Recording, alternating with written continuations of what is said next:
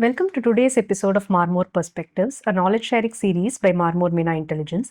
I am Srinidhi, Senior Consultant at Marmor, and today I have Mr. M.R. Raghu, our CEO, with us. And we are here to discuss how AI is structurally changing the way we value companies rather than being a risk factor in valuing them.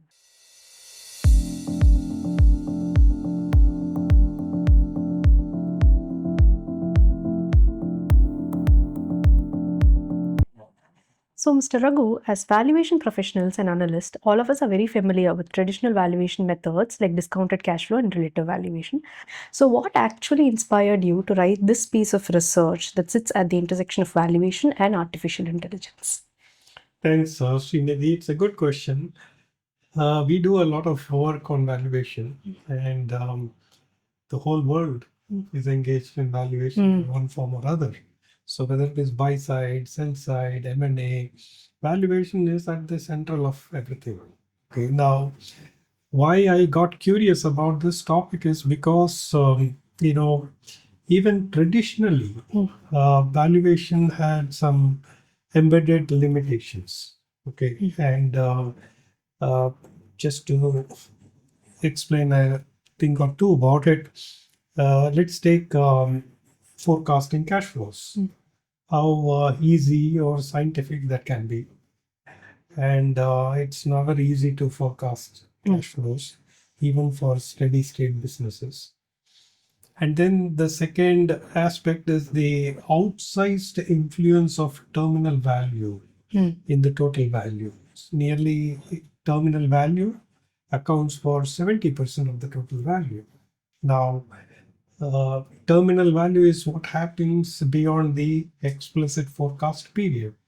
Now, when you take forecasting as an exercise, you have the first 5 years as the explicit forecast period, and then the period to perpetuity, which is what the terminal value captures. Now, if something is 70% of the story and is happening far away from today, that itself is a limitation. And of course, the discount rate that we use to discount the value back to the present. Now, discount rate is a function of, we have very good handles like CAPM to get there, but the problem is it's very sensitive.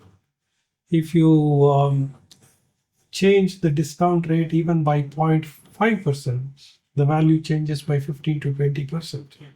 So I'm still not even talking about AI. I'm talking about the original model, which itself has a lot of limitations. So definitely, that's a big concern for me. Now, Mr. Raghu, we've spoken a lot about the uncertainty in valuations even before the introduction of AI. Now, with the introduction of AI, how is the valuation becoming more uncertain? What does it mean to the future of the valuations? In an already complex problem, we have additional complexity being introduced by AI, which is a huge complexity, in my view, not a very sideline complexity. So, if we know AI is very disruptive.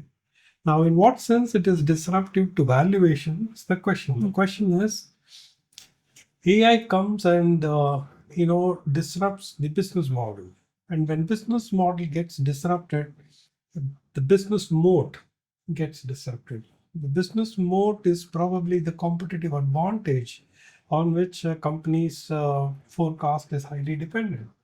The better the moat, the better your pricing power, the better the margins, and therefore the better the value.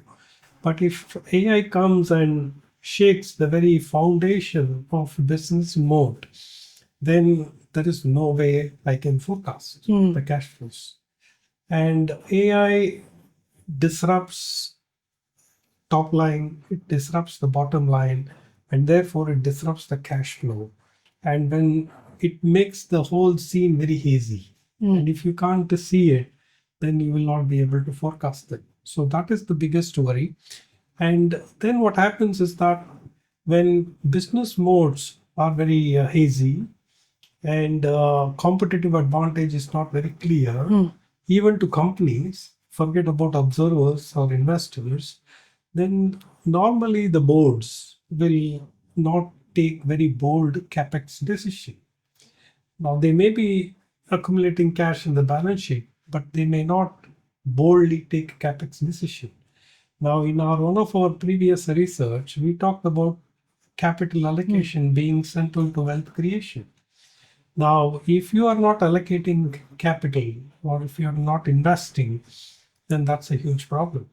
So AI comes and makes the business more unclear. It introduces tentativeness among the business owners in terms of capex, and therefore it becomes a very big challenge. But the biggest challenge is estimating cash flows. AI comes and completely makes it such an unenviable exercise that you will not be able to really get a handle on the cash flows. Forget about terminal value. Even during the explicit forecast period, it will not be possible to really estimate cash flows, even with some sort of tentativeness. So you can imagine how the landscape is structurally changing in the valuation scheme of things thanks to AI. Thank you very much, and see you all in the other episode. Thanks, Srinidhi, for this Thank you. opportunity. Thank you, all of you.